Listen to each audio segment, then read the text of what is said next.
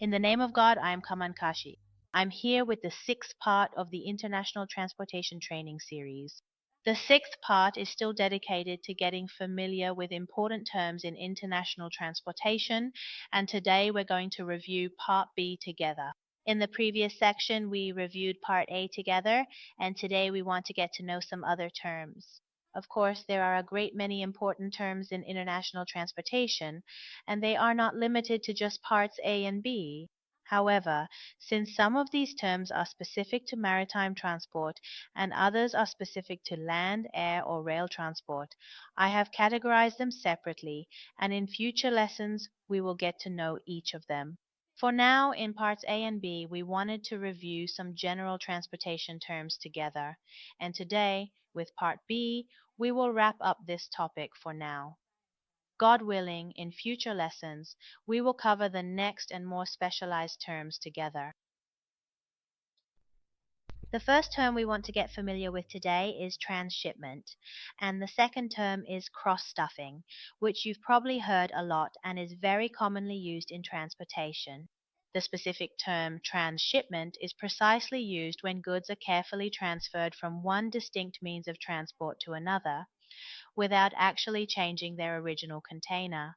For example, goods that are carefully packed inside a container are efficiently moved from one ship to another, or precisely transferred from a truck to a ship, or swiftly transported from an airplane to a truck. This type of transfer is more common in intermodal transportation.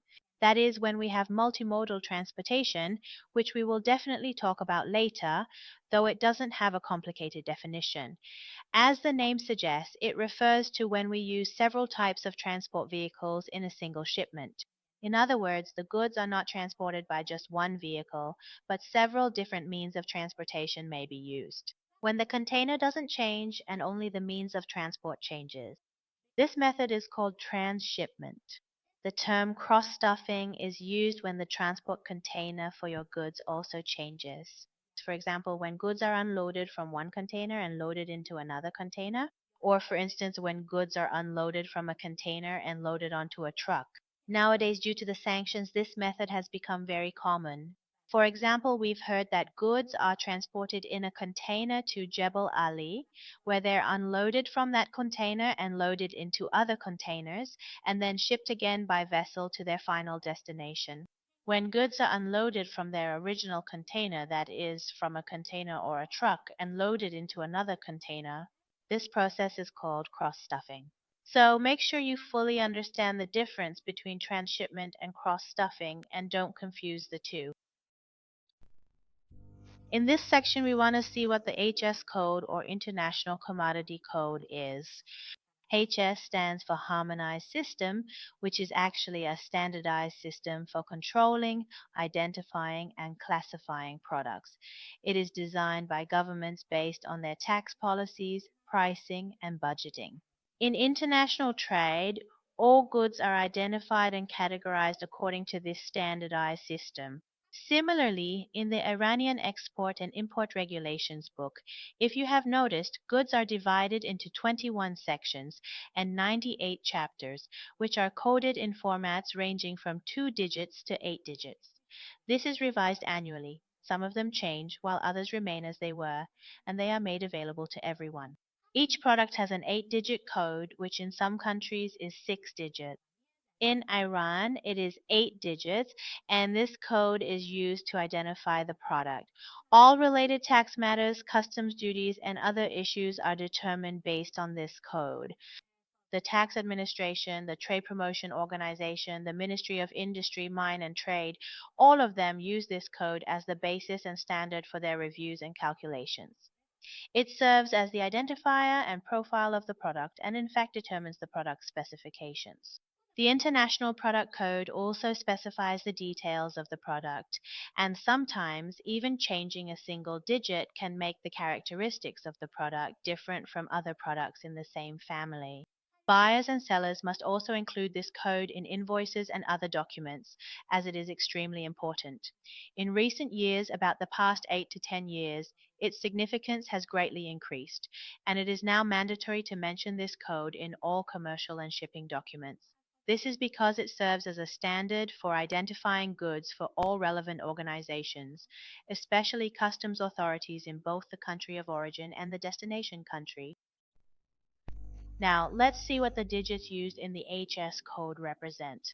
As we mentioned, the HS code is an international system that has been implemented by the World Trade Organization, or WTO.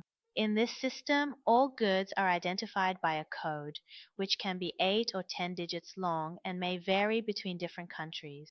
The first 4 to 6 digits are the same among member countries. That means in all countries, the first 4 to 6 digits represent the same thing, but the following digits can differ based on the classification system of that specific country and may indicate something else in particular. Now let's see what those first 6 digits, which are the same across different countries, actually represent.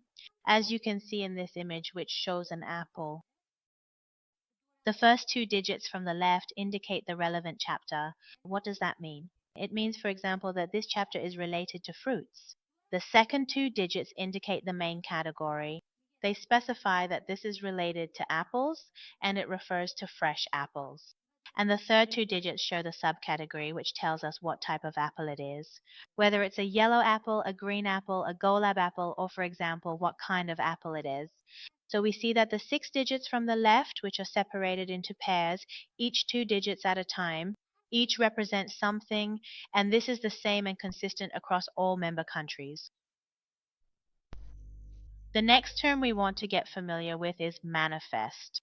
We often hear people say ship manifest or cargo manifest. Let's see what this manifest actually is. A manifest is the complete list of goods or cargo loaded onto a means of transport.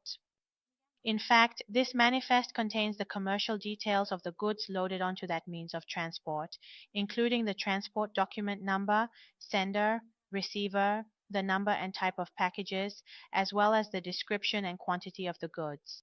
This manifest also serves as a cargo declaration, and many countries use it as the official cargo declaration. In fact, any goods entering a country's territory by air, sea, or land must have a manifest. For example, they ask, what is the manifest for this truck? What is the manifest for this ship? What is the manifest for this airplane? In that manifest, the detailed information of all the goods loaded onto that means of transport is listed, including the full details of the sender, the recipient, and the quantity and type of goods loaded. This manifest must not have any erasures or corrections, and at customs it is based on the manifest and the bill of lading that they extract the warehouse receipt and release order information. Well, dear friends, our lesson for this section has come to an end. We have now finished section 6 together with this lesson. I hope this lesson has been useful for you and that you've made good use of it.